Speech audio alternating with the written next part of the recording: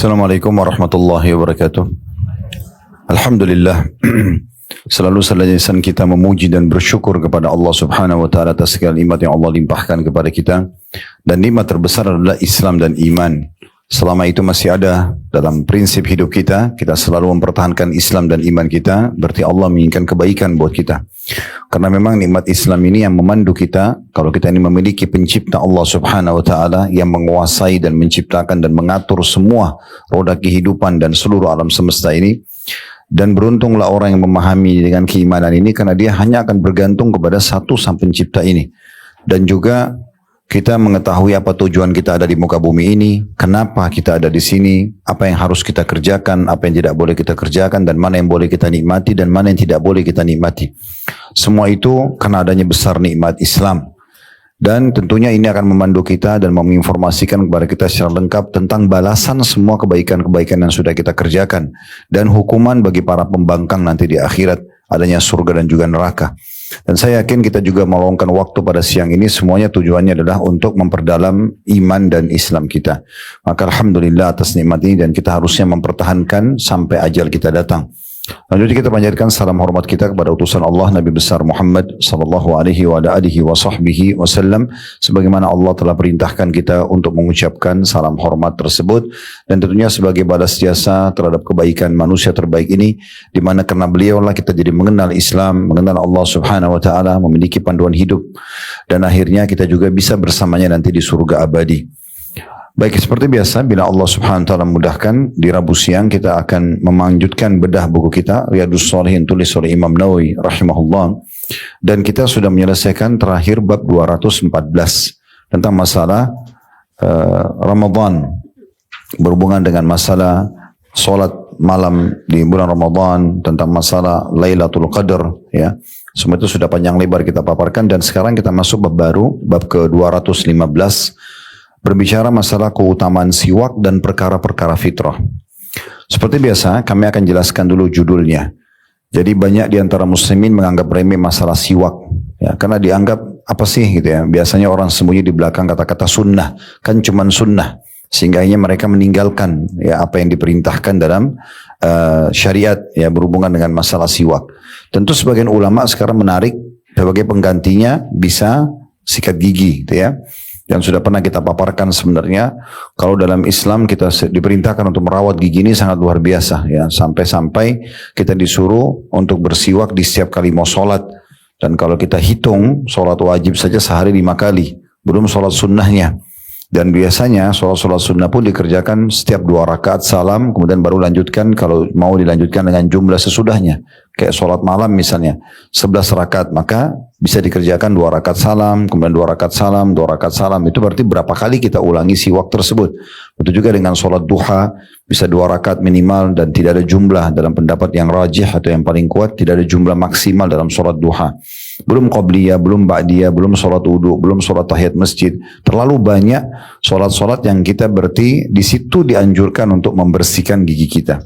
Jadi ada hadis yang diriwayatkan oleh Al-Mundhiri rahimahullah dan disahihkan oleh Syekh Albani. Kata Nabi SAW, aku diperintahkan bersiwak sampai aku mengira gigiku akan ompong. Jadi saking seringnya gitu ya disuruh membersihkan gigi ini. Jadi bukan seperti yang biasa kita mungkin dengar waktu masih dari kecil 2 kali sehari, 3 kali sehari. Tapi perintah agama itu sangat maksimal dalam masalah ini. Nah sekarang karena di era kita sudah biasa dengan sikat gigi, maka ada pendapat yang mengatakan itu pengganti dari siwak. Tetapi tetap usahakan kita tidak lepas dari siwak. Salah satu yang Allah Subhanahu wa taala puji penduduk Madinah dalam Al-Quran, setelah Allah mengatakan la masjidun ussisa ala taqwa min awwali yaumin an taquma fi, sesungguhnya hai Muhammad masjid yang dibangun di atas ketakwaan.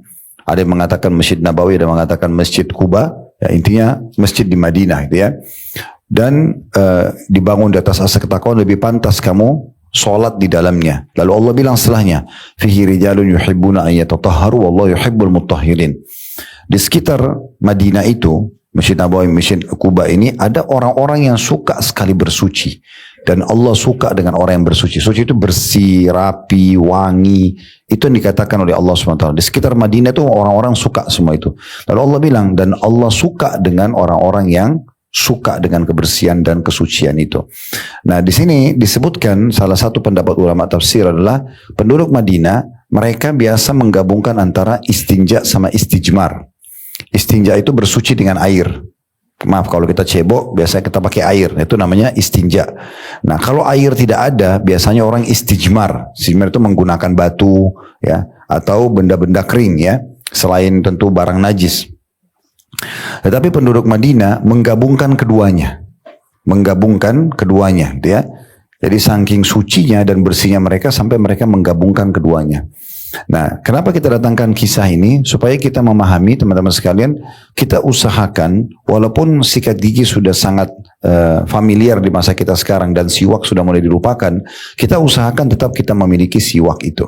Ya, mungkin kita bisa pakai ya beberapa kesempatan, apalagi kalau mau sholat gitu ya. Sementara sikat gigi kan tidak mungkin kita pakai kalau mau sholat, kalau sudah berdiri, sudah iqamah sholat. Nah, siwak lebih simpel gitu ya. Dan kami sarankan tentunya dimulai dari diri kami, kita bisa beli siwak, sekarang sudah online selalu ada, dan kita miliki. Dan bahkan pendapat ulama, saking pentingnya menggunakan siwak, kalau tidak ada kayu siwaknya dari pohon arak, namanya dalam bahasa Arab, nah itu bisa diganti dengan ranting pohon mana saja. Karena dia dari batang pohon. Ya.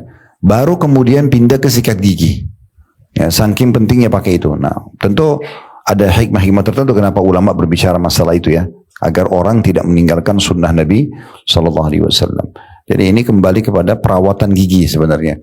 Dan pernah kami umroh sekali, waktu itu bimbing travel yang Allah manakan Uhud Tour ini, kita bertemu dengan salah satu jemaah dokter gigi yang punya, waktu itu beliau bahasakan memang dia punya TikTok dan kurang lebih sudah 5 juta followernya, cuman saya lupa nama beliau. Sempat datang ke kamar kami dan minta buat cuplikan nasihat supaya umat ini memang peduli dengan masalah perawatan gigi dan segala macam.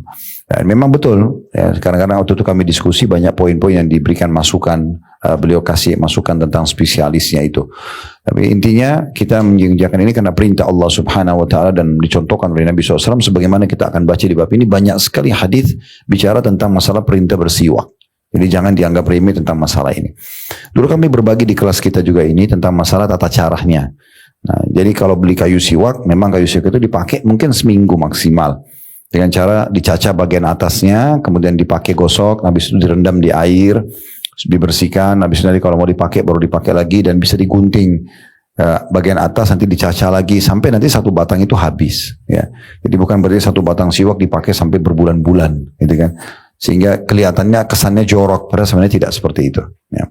Ada penelitian sekarang bisa teman-teman searching di Google tentang masalah manfaat siwak itu sendiri. Ternyata memang ada banyak kandungan-kandungan di kayu siwak, terutama yang dari pohon arak yang pedas ya. Biasanya di Saudi itu kalau di Mekah Madinah kalau kita mau ke Masjid Haram atau Masjid Nabawi banyak yang jual di pinggir jalan. Nah kalau kita mau beli biasanya coba bahasakan har. Atau tukang penjualnya itu bilang mau yang har atau yang biasa. Har itu maksudnya yang pedas. Nah yang pedas itu jauh lebih bagus. Biasanya harganya lebih mahal. Misalnya yang biasa itu 2 real, dia bisa 3 real atau 4 real misalnya ya. Nah itu kita bisa beli. Nah ini memang manfaatnya sangat menguatkan gusi, menguatkan gigi dan segala macam hal lah ya kandungannya. Kalau orang sekarang sudah ada yang berijtihad buat odol, ada kandungan siwak yang mudah-mudahan kita berharap ya, itu juga bisa membantu ya. Tetapi jangan tinggalkan sunnah Nabi ini, karena kita sedang membahas masalah sunnah beliau gitu ya. Nah begitu juga di sini dikatakan di judul kita, bab keutamaan siwak dan perkara-perkara fitrah. Makna fitrah itu alami, sesuatu yang alami yang harus dijaga oleh setiap muslim. Ini semua berhubungan dengan masalah kebersihan. Pembersihan, mencukur bulu ketiak, mencukur bulu kemaluan, memotong kumis gitu ya. Ini beberapa fitrah, khitan, memotong kuku, semua ini bagian daripada fitrah-fitrah yang harus dijaga. Jadi menjadi ciri khasnya seorang muslim gitu ya. Nanti akan kita bahas semua itu. Tapi kesimpulan daripada bab kita ini adalah bagaimana Islam mengajarkan kita memang harus selalu bersih. Saya teringat sebuah kisah, ada seorang ibu, beliau kerjanya tukang cuci baju. Mahasiswa di London, gitu ya. Ceritanya seperti itu yang saya dapat. Dia masuk Islam, maaf karena hanya melihat pakaian dalam mahasiswa Muslim. Jadi kalau dicuci, dia laundry, dia cuciin, itu ternyata ditemukan celana dalam Muslim itu dengan celana dalam orang non Muslim itu beda sekali. Karena kita ada cebok dengan air, mereka nggak ada. Sehingga celana dalam mereka itu sangat kotor, gitu kan. sangat kotor. Lebih lagi juga sama buang air besar, mohon maaf biasa cuma pakai tisu. Ya, kalau kita memang pakai air sampai terasa bersih, ya bahkan kalau setetes air seni atau sedikit saja tinja itu sudah cukup membatalkan sholat atau tidak membuat sah gitu kan. Nah itu semua berarti menandakan kesucian ini bagian daripada agama kita. Jadi jangan dijadikan tolok ukur kalau ada seorang muslim yang jorok, yang kotor, itu bukan pakaian, bukan tolok ukur. Yang kita harus jadikan tolok ukur memang agama kita. Ya, bagaimana agama memerintahkan itu. Kita pun Allah buat nyaman. Di saat misalnya kita gerah sedikit, kita mandi misalnya, atau kita habis sikat gigi, atau kita wangi, ya kita berpenampilan yang bersih, pasti kita lebih percaya diri untuk berbicara dengan orang dibandingkan memang kita sama sekali belum melakukan hal-hal tersebut. Ini fitrah Allah buat gitu ya. Allah juga buat mata kita suka dengan penataan rapi, penataan bersih, supaya kita juga seperti itu. Dan Allah juga sebenarnya membuat secara fitrah kita nggak suka kalau ada yang berantakan sebenarnya, kecuali orang yang sudah membiasakan dirinya dengan itu dan dia anggap biasa, maka sudah akhirnya hilanglah fitrah dia ya, yang merasa suka kebersihan dan kerapian itu. Kita juga tahu pernah kami singgung masalah ini, di surga pun kalau kita lihat surah Rahman, surah Al-Waqi'ah, itu kalau menceritakan surga pasti semuanya bersih, rapi, cantik bidadarinya, pakaiannya bagus dari sutra, taman-tamannya rapi dan segala macam hal. Nah, itu puncak balasan nanti di akhirat sana. Nah sebenarnya kita bisa jadikan itu sebagai pelajaran buat kita semuanya. Baik, kita akan masuk membahas hadis-hadis dalam bab ini.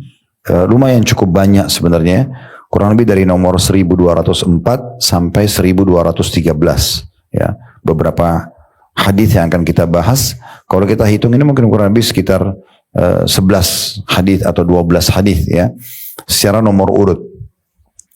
Kita akan mulai hadis pertama dalam bab ini, dan ini urutan 1204 dari awal kita belajar. Artinya kita sudah belajar 1200 hadis sekian, alhamdulillah secara nomor urut ya. Tapi dengan penjelasan dan syarah atau syarahnya, maka tentu lebih banyak dari itu. Hadis ini berbunyi dari Abu Hurairah radhiyallahu anhu bahwa Rasulullah sallallahu alaihi wasallam bersabda, "Laula an asyqa ala ummati aw ala an-nas la amartum bis-siwak ma'a kulli shalah." Seandainya aku tidak khawatir memberatkan umatku atau manusia, niscaya aku perintahkan mereka agar bersiwak setiap kali sholat.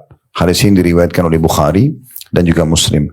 Muttafaqun alaih, bagi yang baru ikut, yang ditebalkan di bold di buku itu artinya disepakati oleh Bukhari dan Muslim. Baik, dari hadis ini kita langsung ambil pelajaran. Potongan sabda Nabi SAW, kalau aku tidak khawatir memberatkan umatku, menandakan hukumnya sunnah. Ya, karena kalau beliau sudah menggunakan kata perintah, bersiwaklah kalian, bisa menjadi wajib.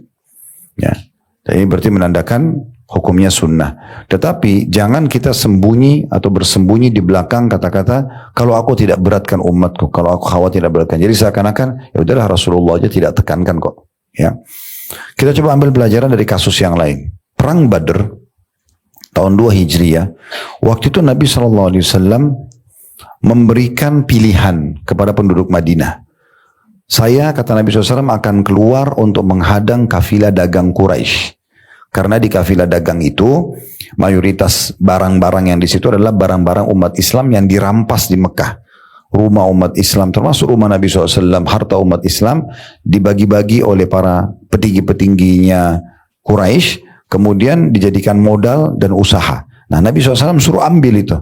Jadi bukan merampok, karena itu barang umat Islam yang diambil. Nah waktu itu Nabi SAW iklankan, siapa yang mau keluar silahkan. Nah ada yang ikut keluar bersama Nabi kurang lebih 313 orang. Ada yang riwayat mengatakan 314, yang mengatakan 313, 314 bersama Nabi. Ya. Intinya jumlahnya sekitar begitu. Ini yang mau saja, keluarlah mereka. Ada yang tidak mau ikut karena kesibukannya. Ya udahlah, Nabi kan tidak wajibkan. Ya udah kita nggak usah ikut. Nah ini nanti di garis bawah ya. Ini nanti permasalahan di sini nih.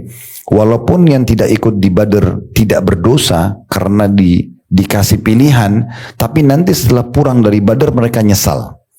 Karena terlalu banyak keutamaan yang didapatkan pada saat Badr, yang akan kami paparkan sebentar lagi sekian poin. Nah itu tidak didapatkan oleh orang yang tidak pergi Badr. Nah, maka berangkatlah 314 ini, mereka niatnya untuk menghadang kafilah dagang saja.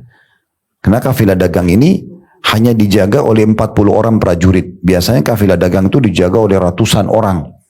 Bahkan bisa saja ribuan orang kalau besar sekali kafilah dagangnya. Tapi ini tumben 40 orang. Dan yang pimpin Abu Sufyan salah satu pimpinan Quraisy yang kalau dia ketangkap ketahuan itu bisa melemahkan kekuatan penduduk Mekah. Yang memang waktu itu masih menjadi musuh kaum muslimin. Maka keluarlah pasukan ini dengan perlengkapan apa adanya karena 314 akan hanya menghadapi 40 orang. Gitu kan. Di tengah jalan Allah gambarkan dalam surah Al-Anfal di awal-awal ayatnya bagaimana Allah subhanahu wa ta'ala menggambarkan Allah lah yang mengatur peperangan Badar itu. Waktu 314 ini sudah mulai mendekati Badar, rupanya Abu Sufyan dapat informasi kalau Nabi Muhammad SAW keluar dengan muslimin menuju ke Badar. Maka Abu Sufyan mengirim surat ke Mekah meminta agar Abu Jahal, Umayyah bin Khalaf dan tokoh-tokoh Mekah keluar bawa pasukan. Kesimpulannya keluarlah 1000 orang dari Mekah sampai mereka tiba di Badar. Uniknya dalam Al-Quran digambarkan pasukan umat Islam ada satu gunung di Badar dan sampai sekarang kalau kita ke lokasi Badar tuh gunung itu ada dekat kuburan para syuhada.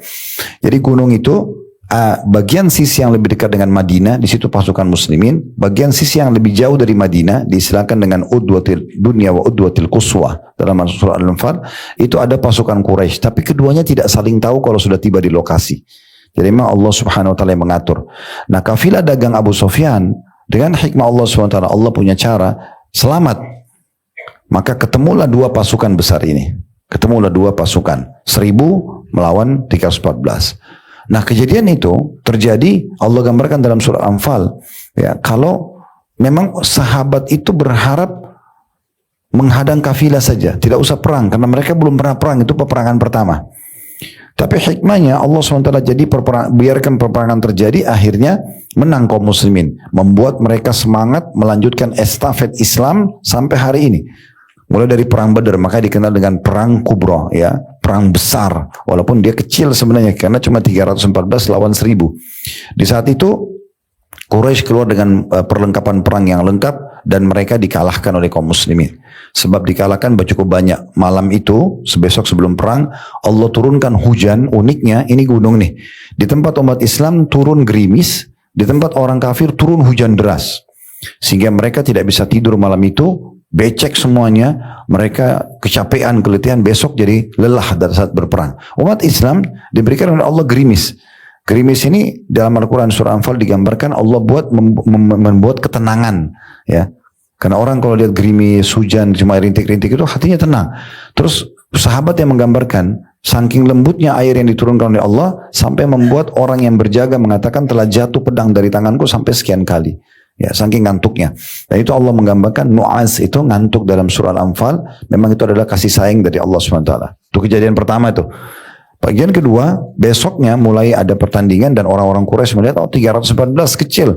Udah, kita duel aja. Dikeluarkan 3 jagoan kesatria mereka, juga dikalah oleh kaum muslimin. Ya. Kemudian di peperangan ini, satu-satunya peperangan Nabi SAW dan umat Islam yang malaikat datang dan ikut berperang. Perang yang lain, yaitu perang Hunain, peperangan dua terakhir sebelum peperangan Nabi SAW, sebelum beliau meninggal ya, karena perang terakhir Nabi perang Tabuk, sebelumnya perang Hunain namanya. Di perang Hunain malaikat juga hadir tapi tidak ikut berperang. Makanya setelah perang Badar kata Nabi SAW kepada para sahabat, maukah saya tunjukkan kepada kalian perbedaan korban kalian dengan korbannya malaikat? Kata para sahabat, tentu ya Rasulullah. Lalu kata Nabi SAW, korban malaikat kalian temukan jari-jari musuh terpotong dan ada luka bakar, dan leher mereka juga terpotong dan ada luka bakar. Karena Allah bilang memang dalam surah Al-Anfal pada para malaikat, tebaslah leher-leher mereka dan potonglah jari-jari mereka. Jadi malaikat hadir. Dan itu. Di perang Badar, Abdullah bin Mas'ud menawan Abbas, paman Nabi yang sangat tinggi besar. Dan sempat Abdullah bin Mas'ud itu membawahnya dan Abbas kesakitan gitu. Maka pada saat itu sempat ada dalam riwayat lain itu nama sahabat yang lain ya, yang menawan Abbas. Abbas ini orang tinggi besar ya. Pada saat itu orang-orang mengatakan, hai Abbas, bagaimana bisa kau merasa kesakitan sementara yang tawan kau ini siapa? Gitu. Maka dia mengatakan, hampir saja tanganku dipatahkan olehnya. Lalu kata Nabi SAW kepada sahabat yang menawannya, sungguhnya yang menolongmu adalah malaikat. Jadi malaikat hadir. Dan beberapa orang Quraisy juga memberikan kesaksian bagaimana mereka menyaksikan di pasukan umat Islam ada orang yang berbaju putih dan segala macam lah. Ada sahabat juga yang memberikan kesaksian dan di perang Badar sebelum dia mengarahkan pedangnya ke leher musuh sudah terpental sendiri. Jadi kejadian yang ajaib. Mereka menang pada saat itu. Mereka dihadiri oleh para malaikat yang membantu mereka. Terus mereka mendapatkan harta rampasan perang yang sangat banyak. Plus lagi, Nabi SAW sebelum perang mengatakan tidak ada seorang pun di antara kalian yang hadir di sini di Badar kecuali dijamin surga. Maka ahli Badar 314 semuanya dijamin surga. Nah, ini yang didapatkan besar sekali. Waktu mereka pulang ke Madinah, membawa harta rampasan perang, membawa berita hadirnya malaikat, membawa 70 tokoh Quraisy mati terbunuh. Terus jadi harum nama umat Islam di Madinah, di Jazirah Arab. Oh, nanti umat Islam sudah harus dipertimbangkan nih. Mereka sangat kuat. Nah, gitu. Begitu bahasanya, maka akhirnya pada saat itu orang-orang yang tidak ikut, yang tadinya menganggap ini kan cuma pilihan, gitu ya, jadi menyesal. Nah, di antaranya ada satu sahabat namanya Anas bin Nadhr radhiyallahu anhu, beliau mengatakan, ya Rasulullah, dia bilang dalam doanya begini, ya Allah, sesungguhnya peperangan pertama Rasulmu bersama Quraisy, aku tidak hadir di Badar, maka kalau ada peperangan lagi aku akan tunjukkan yang terbaik padamu. Maka waktu 1 tahun sesudahnya di perang Uhud, maka banyak orang-orang yang tidak hadir di Badar ingin hadir karena rindu ingin tahu kisah malaikat, kemenangan dan segala macam. Tapi yang ingin kita titik beratkan dari kisah perang Badar ini, bagaimana pilihan yang Nabi kasih ternyata banyak keutamaannya. Nah, gitu. Itu yang kita titik beratkan dari kisah ini. Jadi jangan pilihannya kalau saya tidak beratkan umatku maka ya saya akan perintahkan mereka bersiwak di setiap kali mau sholat. Tapi kan itu pilihan. Ya udahlah. Berarti kita sudah siap nanti di hari kiamat. Ditimbangkan amal kita lebih sedikit dibandingkan orang yang melakukan sunnah itu. Yang sudah sering kita kasih contoh ya. Seperti sholat duha, kemudian sholat malam, dan semua jenis ibadah. Sifat yang nanti ditimbangkan amal itu sifatnya akumulasi. Ya, akumulatif dia. Semua dihitung. Jadi jangan pikir, teman kita lagi pakai siwak, kan cuma sekali. Jangan begitu, karena dia kalau pakai sekian tahun, sudah kita ketinggalan jauh. Akan cuma 2 rakaat sholat duha. Jangan seperti itu, karena kalau dia sholat duhanya sudah 10 tahun, kita udah ketinggalan jauh. Begitu seterusnya. Ya. Oleh karena itu kita mulai saja menerapkan sunnah-sunnah Nabi SAW, dan jangan pernah menganggap remeh. Ya. Jadi kita kembali ke faedah pertama dari hadis, potongan sabda Nabi SAW, laula an asyukka ala ummati, kalau aku tidak memberatkan atas umatku, berarti ini hukumnya sunnah. Karena kalau Nabi sudah langsung menggunakan fi'lul amr, kata perintah, bisa saja pindah ke wajib. Pelajaran kedua, potongan dari hadis, au alan nas, atau terhadap manusia. Ini menandakan perintah menggunakan siwak bukan hanya untuk umat Islam. Siapa saja yang menggunakan siwak, maka akan mendapatkan manfaatnya. Nah gitu. Ya, ini berarti perintah ini bukan hanya untuk umat Islam. Jadi kalau ada orang lain pun mau coba mengikutinya, dia akan mendapatkan. Terlalu banyak sampel-sampel dari orang non-Muslim. Mereka non-Muslim tapi hidupnya seperti Islam. Dan mereka merasakan manfaatnya. Sebagai contoh misalnya, waktu ada acara tablik akbar tuh hari di masjid di Senayan, kebetulan saya diminta sama teman-teman panitia bersama Dr. Bilal Phillips. Beliau salah satu mu'allaf dari Amerika yang mengislamkan sekitar 3.000 prajurit Amerika gitu ya. Tapi dia karena bisa berbahasa Arab juga, saya waktu ngobrol dia tanya, kira-kira saya ngomong masalah apa? Saya bilang, Anda kan ini mu'allaf, ceritakan saya bagaimana masuk Islamnya, dan ceritakan bagaimana pengalaman menjadi da'i dan memasuk Islamkan 3.000 orang. Nanti kalau masalah akidahnya saya yang bahas. Kita sepakatlah begitu.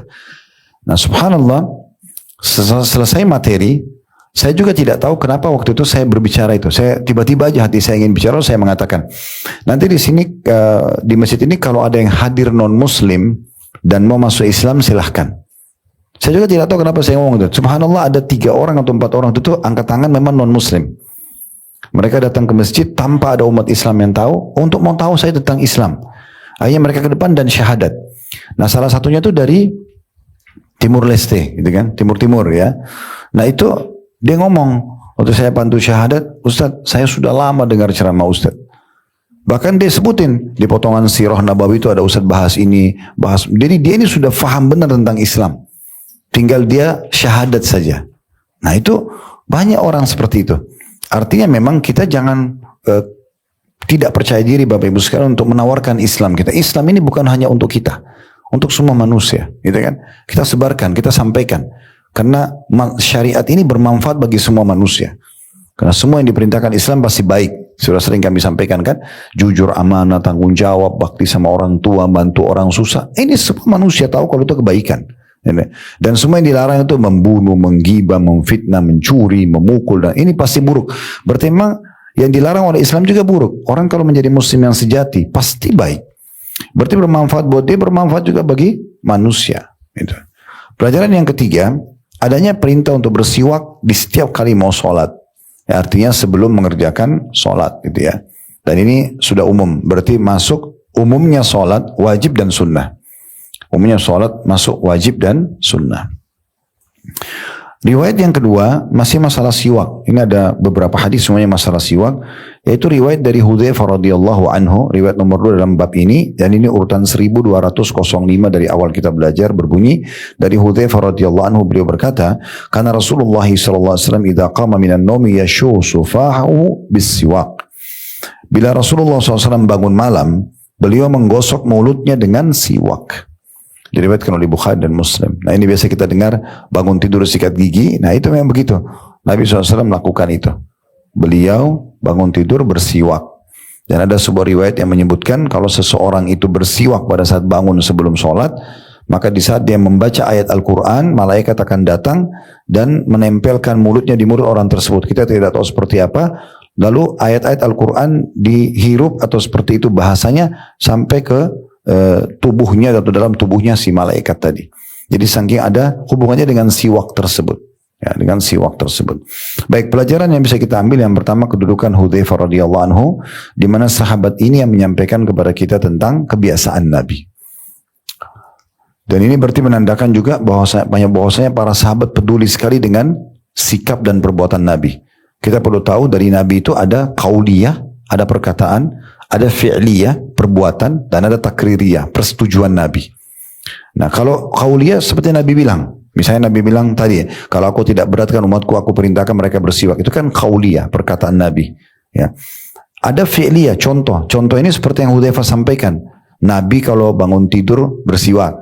Kan yang ceritakan bukan Nabi yang bilang bersiwak kadang-kadang kalau bangun tidur, tapi sahabat menggambarkan sikap dan perbuatan Nabi. Itu namanya fi'liyah. Nah kemudian ada takririyah, persetujuan Nabi. Apapun yang sahabat lakukan, tetapi dia tidak berbuat salah. Maksudnya dia buat sesuatu yang dalam syariat tidak dianggap salah, maka Nabi setujui. Nabi nggak tegur, Nabi nggak luruskan, Nabi nggak suruh berhenti. Maka semua itu namanya persetujuan Nabi, takrir.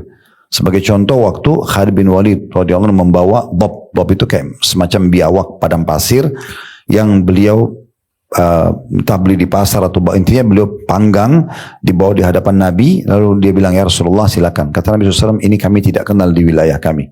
Lalu Nabi nggak sentuh, tapi Khalid bin Walid makan di depan Nabi sementara Nabi nggak larang. Berarti menandakan Nabi setuju dengan itu. Ya, ini namanya takrir. Ini semua bagian daripada syariat kita. Nah apa yang Hudzaifah sampaikan ini adalah bagian daripada fi'liyah, perbuatan Nabi yang disampaikan. Dan itu bisa dijadikan sebagai argumentasi apalagi sahabat yang menyampaikan.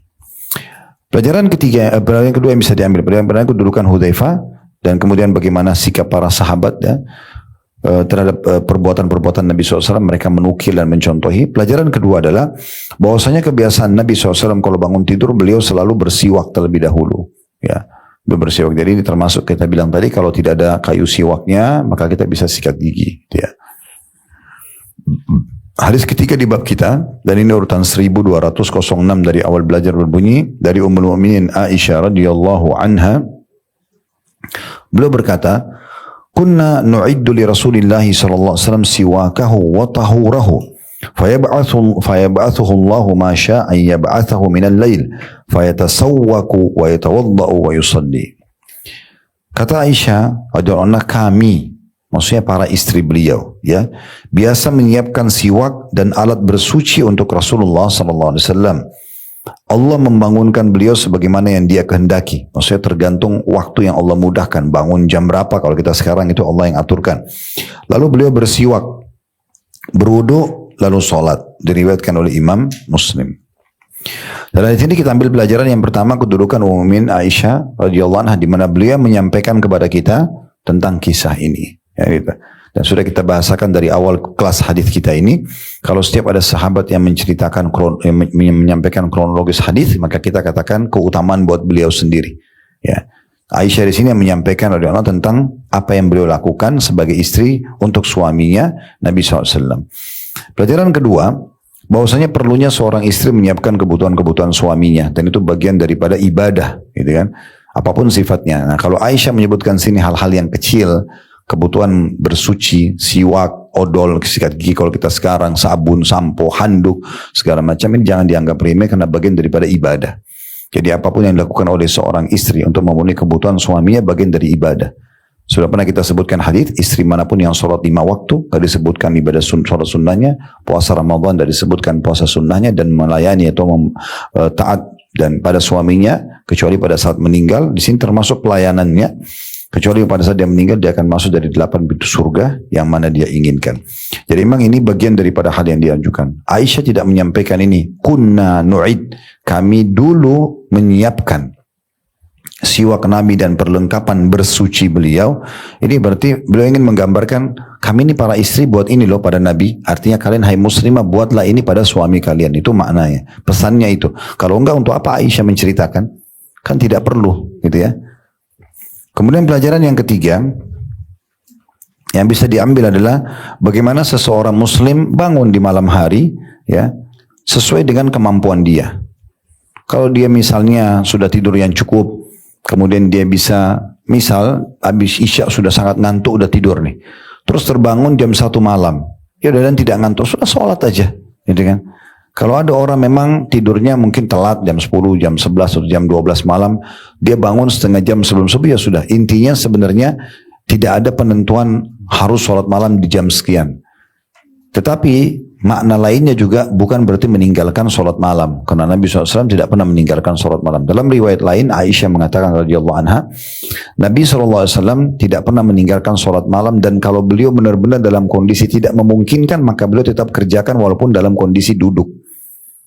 Walaupun dalam kondisi duduk, jadi betul-betul malam itu tidak pernah ditinggalkan. Karena itu waktu mustajab dan bermunajat kepada Allah Subhanahu Wa Taala. Doa diterima dan sangat tepat untuk mendekatkan diri kepada Allah. Nah itulah di sepertiga malam atau di malam-malam hari itu.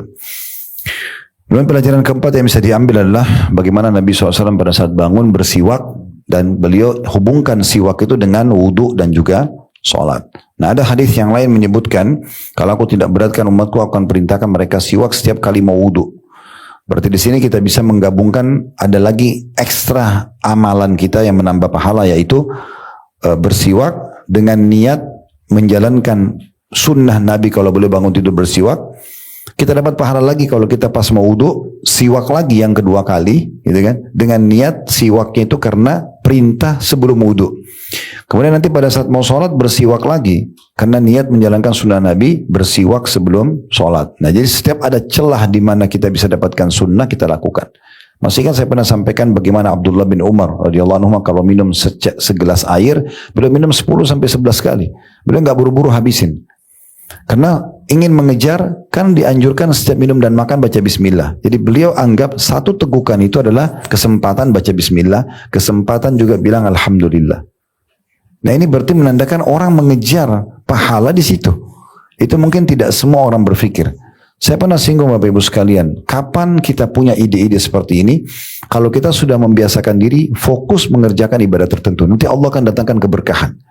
Orang yang belum pernah berdoa, dia akan kebingungan harus ucapin apa dalam doanya.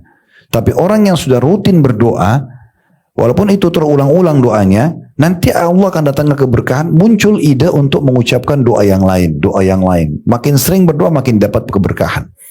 Orang kalau pertama kali sholat malam, mungkin dia berat, dan dia bingung harus baca surah apa. Tapi kalau sudah sebulan, setahun, nanti dia jadi kebiasaan, terbiasa. Nanti dia terus akan muncul ide keberkahan di ibadah yang sama untuk melakukan hal-hal yang mungkin dia belum terfikir sebelumnya. Kayak mengkhatam Al-Quran, misalnya memakai pakaian khusus lebih bersih dari sebelumnya misalnya, dan seterusnya. Nah, ini akan ada keberkahan di jenis ibadah kalau kita sudah sering kerjakan. Makanya dikerjakan dulu, nanti dia akan menjadi sebuah pola dan Allah berikan keberkahan. Nah, seperti itu gambarannya. Jadi kita bisa mengambil banyak sekali pahala dari sunnah-sunnah Nabi SAW ini. Juga pernah kami sampaikan di Tablik Akbar di Blok M tentang serial sahabat Abdullah bin Umar radhiyallahu anhu. Ada satu mantan budak beliau bernama Nafi'. Nafi' ini Abdullah bin Umar pernah beli jadi budak beliau. Waktu itu di masa itu ada perbudakan, lalu beliau bebaskan. Makanya ditulis Nafi' maulanya Abdullah bin Umar. Ini orang soleh banget.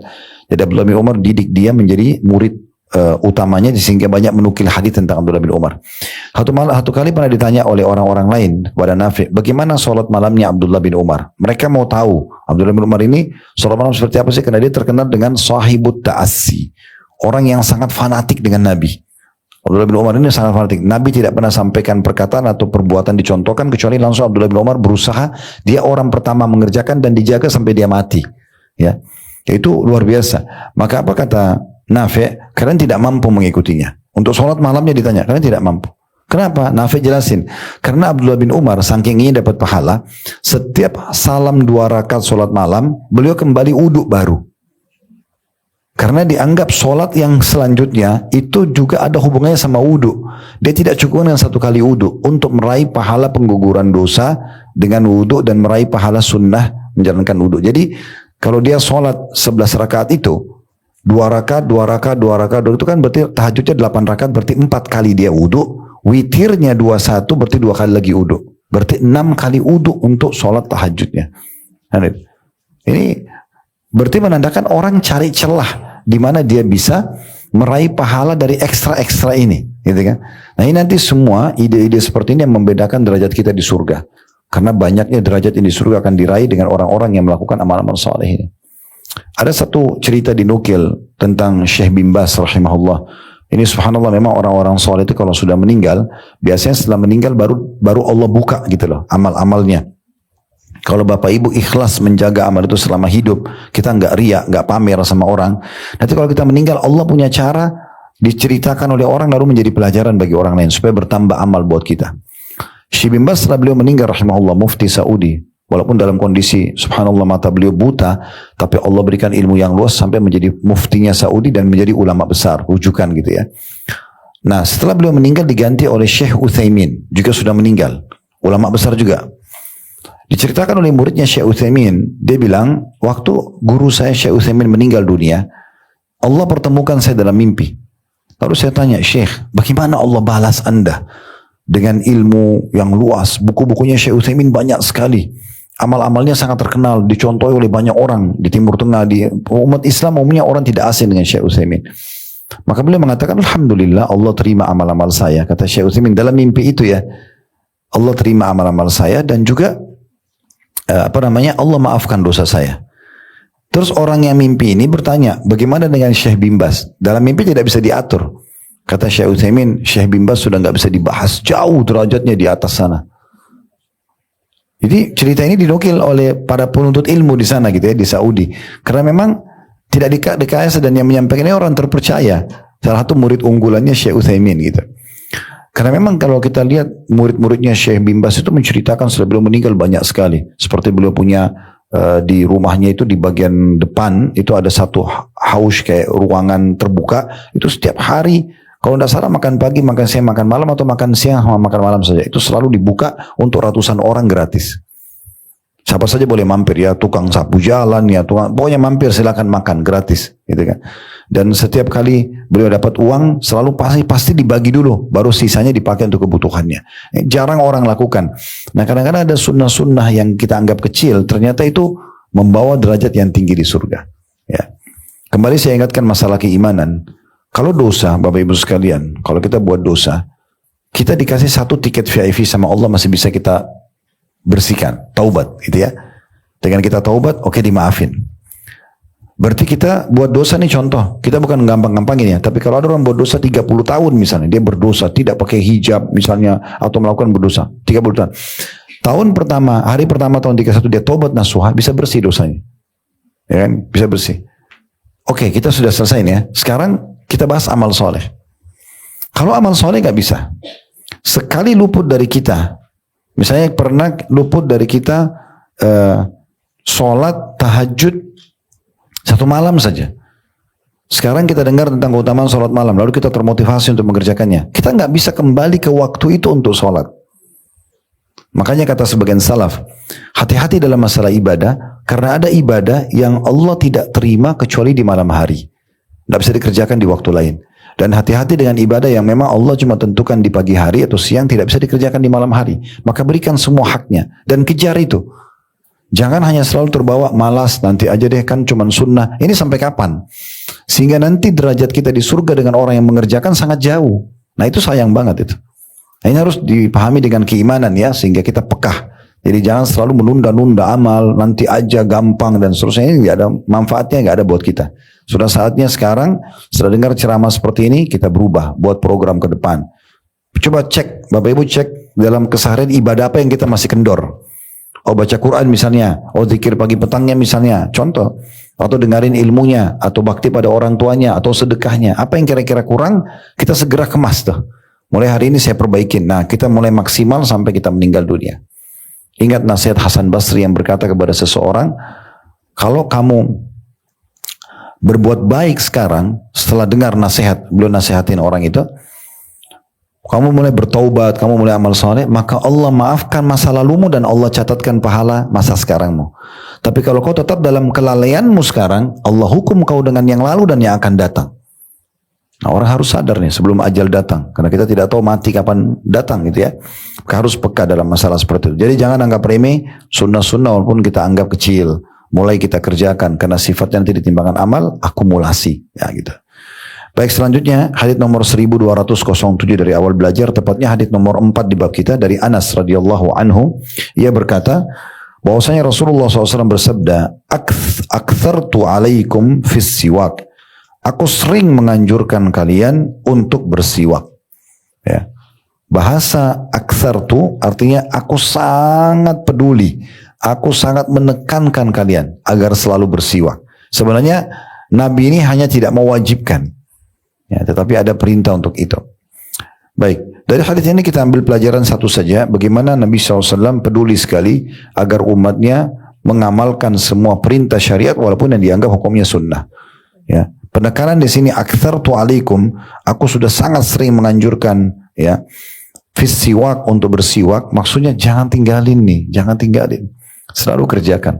Ya, bahkan kita sudah tahu, pernah kami sampaikan yang terakhir Nabi SAW melakukan sunnah beliau pada saat sebelum ruhnya dicabut alaihissalam itu adalah bersiwak. Kan sudah pernah kita jelaskan riwayat Bukhari di mana Nabi SAW berada di sandaran Aisyah sebelum meninggal dan masuk Abdurrahman. Abdurrahman ini radhiyallahu anhu adiknya Aisyah lagi bersiwak. Mata Nabi ke siwak itu. Lalu Aisyah mengatakan, Rasulullah, apakah anda inginkan siwak itu? Nabi memberikan isyarat iya. Maka Aisyah pun mengambil dari Abdurrahman, dipotong bekas Abdurrahman, dibersihkan kembali, dicuci segala macam, terus dicacakan lalu disiwakkan di mulut beliau. Nah setelah itu Nabi SAW meninggal. Ulama mengatakan pasti ada satu hikmah besar.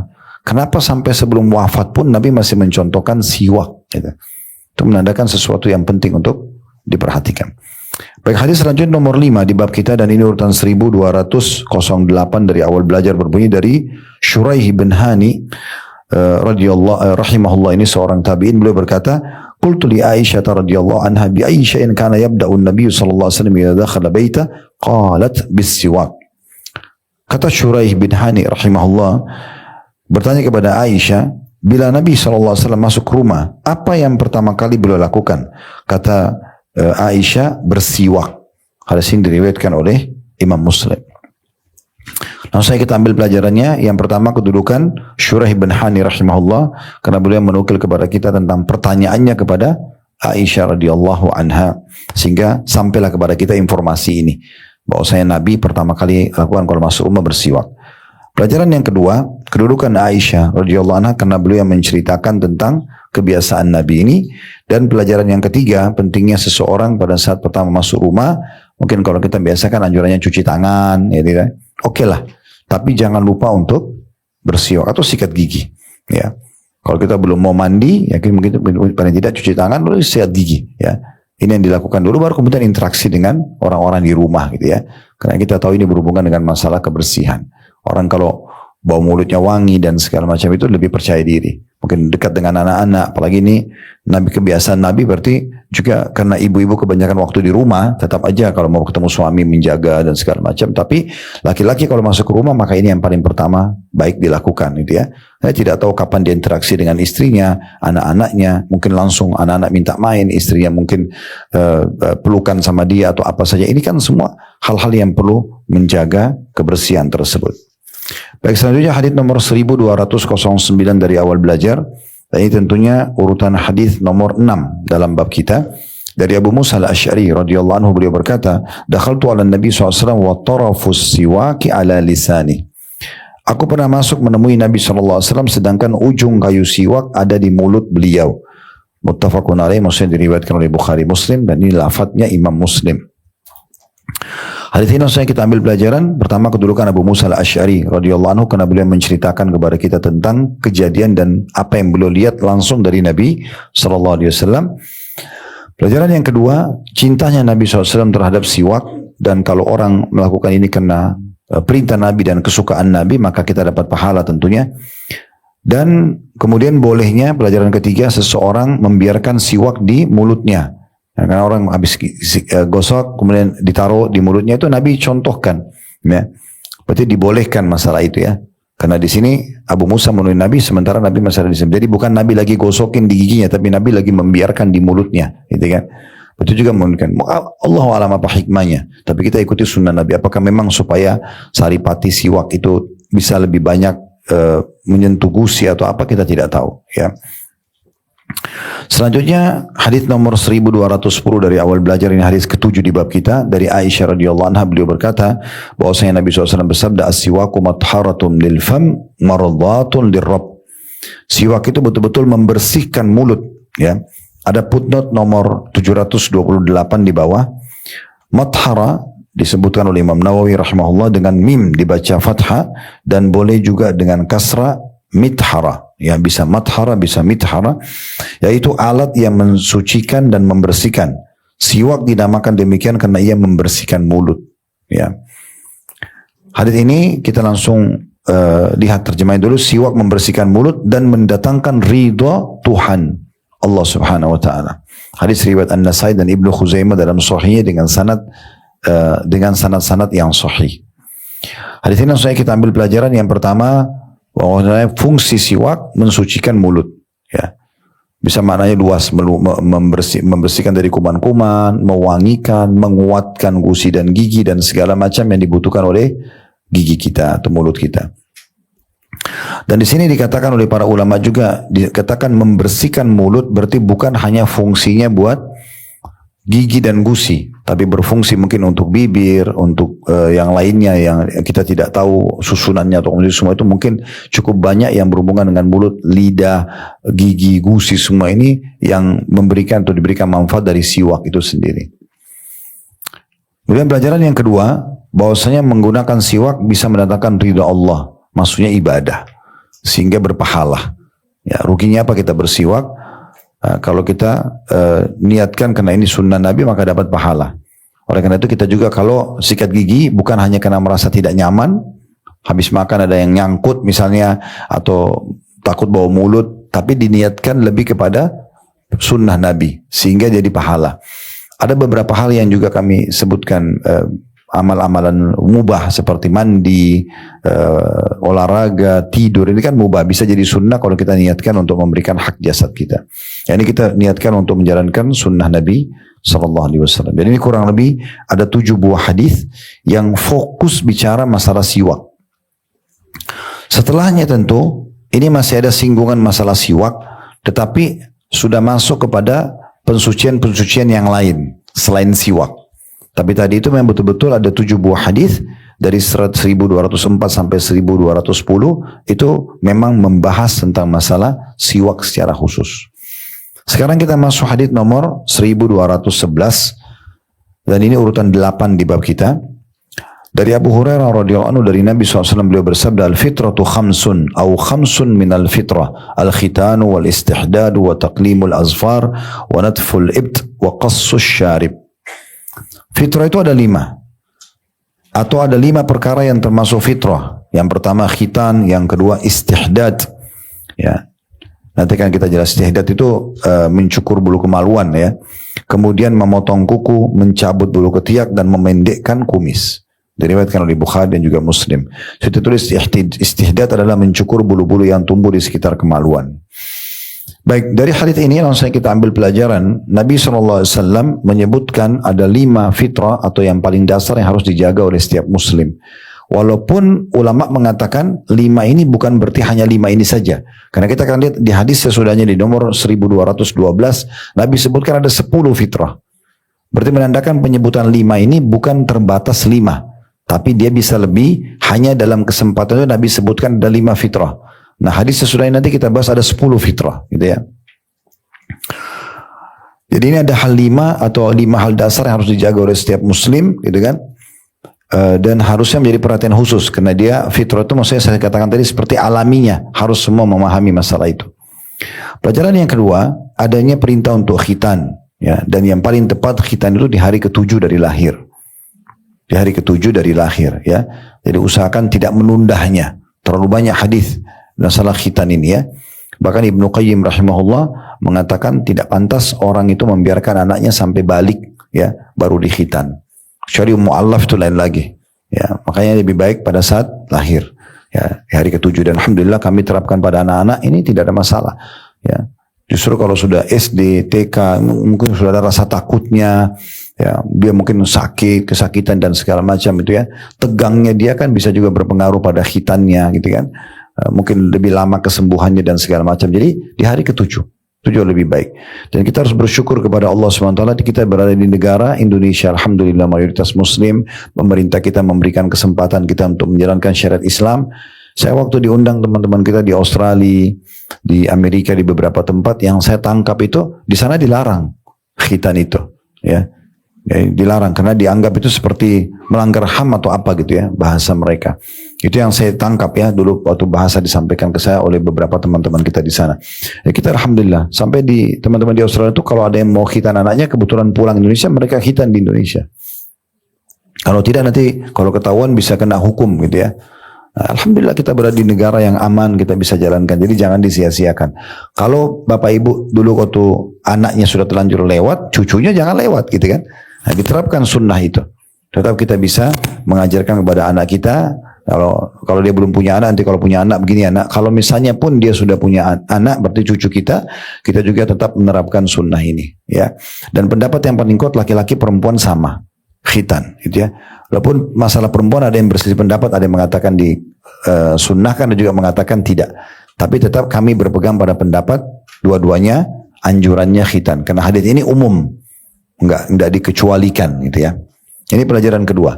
Pelajaran yang ketiga pentingnya seorang muslim juga mencukur bulu kemaluannya atau istihdad ya. Ini memang dibersihkan. Istihdad itu berarti dibersihkan secara total. Baik laki-laki ataupun perempuan dan kita tahu ini bagian dari hal yang disunnahkan juga kalau orang mau haji dan umrah gitu ya. Karena kita akan menghadap kepada Allah, kita pakai baju ihram yang bersih dan suci, maka ini juga bagian daripada itu. Tentu banyak pendapat ulama yang menjelaskan masalah ini karena dikhawatirkan apalagi kalau orang sudah berumah tangga, kemungkinan besar ada sisa-sisa sperma atau apa di situ ya, sehingga dia belum tentu membersihkannya lalu dia sholat misal. Ada juga yang mengatakan memang keringat itu akan menampung bulunya akan menampung keringat dan mendatangkan bau yang kurang sedap dan seterusnya lah. Itu rincian saya tidak masuk ke dalam itu, tapi ini saya cuma sebutkan sebagai tambahan saja.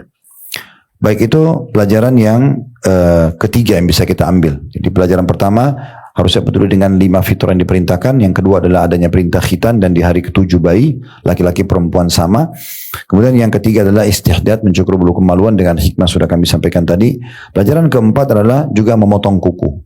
Ya, selama pendapat yang kami ketahui adalah selama dia berbeda warna dengan kuku kita yang ada di atas daging, maka itu anjurannya dipotong. Gitu ya.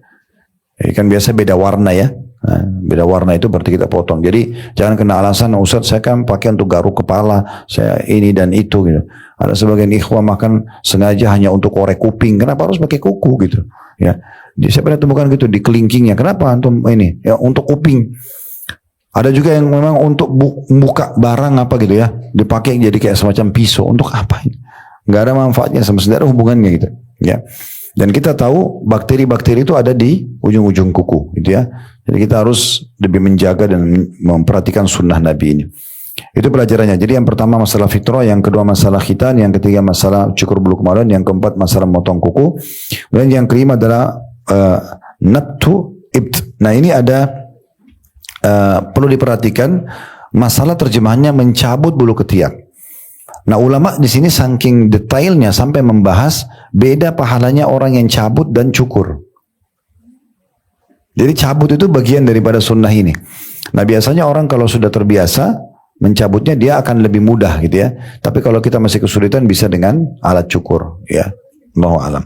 Tentu apa saja yang digunakan untuk mencabut bulu ini nggak ada masalah ya. Semua itu selama bukan hal-hal yang haram maka boleh-boleh saja.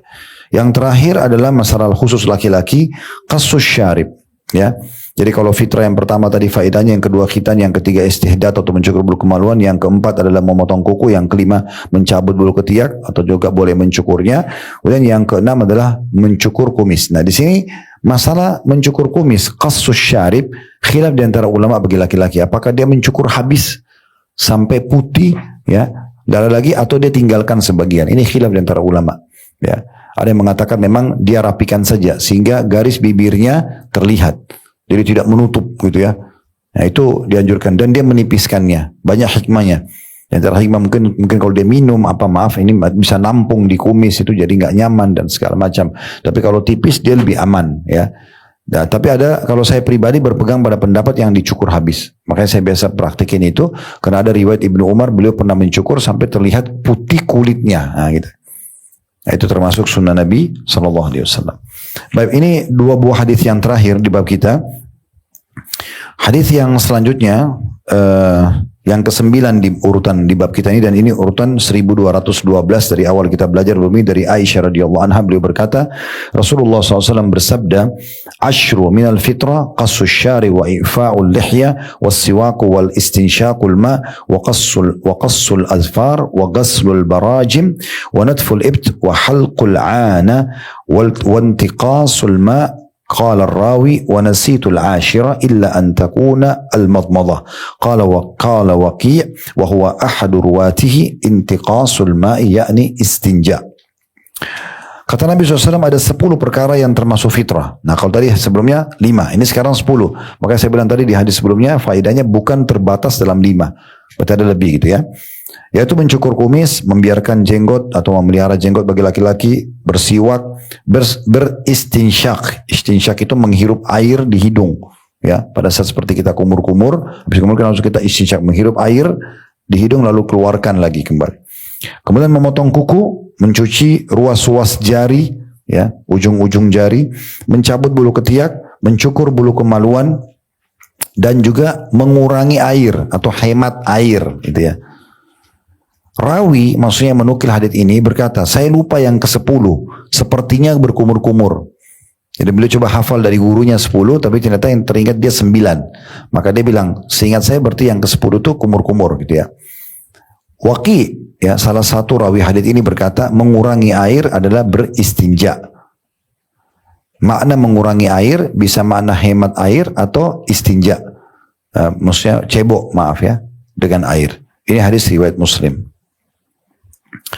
Di sini ada tulisan al-barajim dengan ba bertitik 1 dan jim adalah ruas-ruas jari. Membiarkan jenggot artinya tidak memotongnya sedikit pun.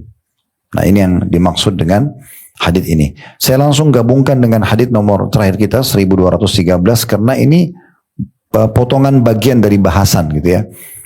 Jadi kita tutup dengan ini dari Ibnu Umar radhiyallahu anhuma, dari Nabi SAW beliau bersabda, ahfus syawarib wa a'ful liha. Pendekkan kumis kalian dan biarkan jenggot. Hadis ini riwayat Bukhari dan juga Muslim. Ini hadis yang akan kita gabungkan dengan salah satu dari fitrah yang akan kita bahas insyaAllah. Baik, pelajaran yang bisa diambil dari buah-buah hadis ini langsung saja. Yang pertama, fitrah itu ada 10 dalam hadis ini. Artinya berarti bukan dibatasi dengan angka. Ya, bisa saja lebih dari ini, tapi ini yang difokuskan agar setiap muslim peduli. Pelajaran kedua, pentingnya seorang muslim mencukur kumisnya. Qassus syarib tadi sudah kita jelaskan di sebelumnya, bisa memendekkan sehingga masih ada tipis atau memang mencukur habis. Pelajaran yang ketiga yang bisa diambil, pentingnya seorang laki-laki memelihara jenggotnya, dan sudah dijelaskan Imam Nawawi, fa'ul lihya, atau dalam hadis yang tadi ya 1213, wa'aful leha, panjangkan atau biarkan jenggot. Makanya Nabi SAW kadang-kadang jenggotnya sampai ke pundak beliau, ke dada beliau sallallahu alaihi wasallam. Ya, tapi itu tergantung fitrahnya. Yang tumbuh, alhamdulillah, tidak tumbuh ya sudah, gitu kan. Ya, apakah boleh seseorang memakai bahan-bahan untuk menumbuhkan jenggotnya selama bahannya halal? Gak masalah. Udah niat untuk menambahkan atau mendapatkan sunnah ini. Jadi kita sudah sebutkan yang pertama pelajaran ada 10 fitrah, yang kedua merapikan dan memotong kumis, yang ketiga memelihara jenggot, yang keempat bersiwak. Ini saksi bahasan kita, diulangi lagi. Yang kelima istinsyak, menghirup air ke hidung. Ya, kalau dikeluar itu biasanya kalau wudu istinsyak itu menghirup, kemudian istinthar mengeluarkan dengan tangan kiri. Tapi kalau kita tidak bisa dengan tangan kiri, boleh tetap dikeluarkan. Intinya sering membersihkan hidung dengan air, bagian daripada sunnah Nabi SAW, gitu ya. Selanjutnya yang kelima ya, berarti 10 fitrah yang pertama, memotong kumis yang kedua, melihara jenggot yang ketiga, bersiwak yang keempat, istinsyak menghirup air di hidung yang kelima. Dan ini perlu saya tambahkan, sabda Nabi SAW, kalau kuatkanlah istinsyak kalian kecuali kalian sedang puasa. Jadi nggak usah khawatir air itu untuk masuk dan membersihkan hidung. Kalau orang awal-awal memulai istinsyak dengan kuat ini, biasanya ada air yang masuk ke tenggorokan. Itu awal. Lama-lama insya Allah jadi kebiasaan. Tidak apa-apa. Yang keenam, waqassul azfar, memotong kuku. Sudah kita jelaskan tadi. Yang ketujuh, mencuci jari-jari, ruas-ruas jari. Nah, sebenarnya mencuci tangan lah. Maksud dalam masalahnya masalah mencuci tangan. Ya. Yang kedelapan, ini mencabut bulu ketiak, juga sudah kita jelaskan tadi. Yang kesembilan adalah mencukur bulu kemaluan. Ya. Kemudian yang kesepuluh itu adalah intiqasul ma, atau mengurangi air, gitu ya. Maksudnya 10 pelajaran yang ke-10, tapi ini baru fitrah yang ke-9. Gitu kan. Karena tadi kenapa kita sebutkan ini faedah ke-10, karena 10 fitrah sudah kita masukkan sebagai faedah pertama. Jadi di sini mengurangi air, tadi Imam Nawawi menyebutkan, Waqi salah satu ulama perawi hadits mengatakan yang dimaksud adalah istinja, bersuci dengan air. Jadi kita punya perhatian. Jadi jangan berlebihan dan harus selalu perhatian masalah suci. Ya maaf kalau buang air kecil dipastikan sampai selesai baru cebok. Buang air besar juga begitu. Pastikan sudah bersih benar baru kita selesai. Ya. Kemudian pelajaran yang terakhir adalah yang bisa diambil yang ke-11 tentang masalah yang ke-11, yang ke-10 fitrahnya adalah kumur-kumur. Ya, ini juga masuk. Berarti kumur-kumur, membersihkan hidung tidak harus wudu. Ya. Ya, misalnya kita mau ketemu orang atau kita baru habis aktivitas atau lama tidak ngomong, maka itu sangat baik. Kita kumur-kumur di kamar mandi sama membersihkan hidung. Ya, itu cukup walaupun kita dalam kondisi tidak wudu. Itu bagian daripada sunnah Nabi SAW. Jadi ini fitrah-fitrah yang kita pelajari. Kedepannya ditandain kita akan masuk ke bab 216 insya Allah tentang masalah bab ditegaskannya kewajiban zakat, keterangan tentang keutamaan dan hal-hal yang berkaitan dengannya. Nah jadi dengan selesainya bab nomor 215 berarti selesai bahasan tentang sholat. Karena itu bagian dari sholat sebenarnya. Ya siwak dan sebelumnya tentang tentang Lailatul Qadar, sebelumnya tentang Qiyamul Lail, ya, dan seterusnya. Salat-salat sunnah rawatib, lalu salat wajib, semua sudah kita bahas sekian bab tentang salat. Nah, di sini mulai ini kedepannya kita bahas masalah zakat insyaallah. Ada benar dari Allah, silakan diambil dan diamalkan. Kalau ada salah dari saya, maka saya istighfar kepada Allah SWT dan berminta maaf kepada jemaah sekalian. Subhanakallahumma bihamdika, asyhadu an la ilaha illa anta astaghfiruka wa atubu ilaik. Wassalamualaikum warahmatullahi wabarakatuh.